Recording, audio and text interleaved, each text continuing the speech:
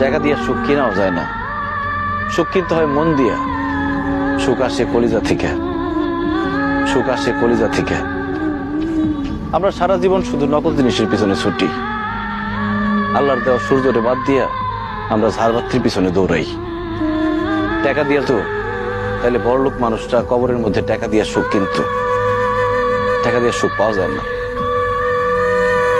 তুমি যদি আমার সাথে থাকতা, আমি হয়তো তোমার টাকা পয়সা, বাড়ি গাড়ি, স্বর্ণ অলংকার কিছুই দিতে পারতাম না, কিন্তু তোমার আমি মাথায় তুলে রাখতাম, পাখির মতো বুকের মধ্যে জড়ায় রাখতাম। সেটা আমি পারি নাই, তুমি আমার সেই সুযোগ দাও নাই। তুমি আমার ছেড়ে চলে যাওয়ার পর কটা রাত যে আমি ঘুমাইতে পারি নাই, সেটা শুধু আমি জানি আর আমার আল্লাহ জানে।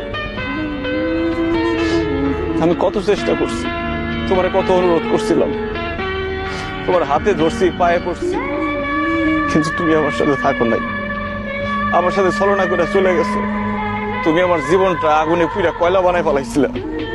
তোমার মতো মেয়েদের জন্য হাজার হাজার ছেলেরা জীবন্ত লাশ হয়ে ঘুরে বেড়ায়, আমার আল্লাহ আমার বাঁচাই দিচ্ছে। তখন আমার জীবনে আসছে আয়েশা।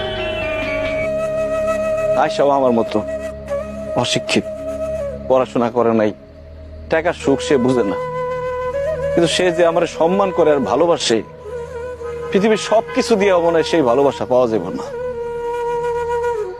আমি আলহামদুলিল্লাহ ভালো আছি, দোয়া করি তুমিও ভালো থাকো।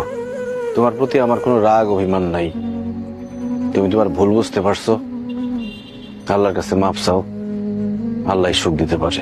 ভালো থেকো।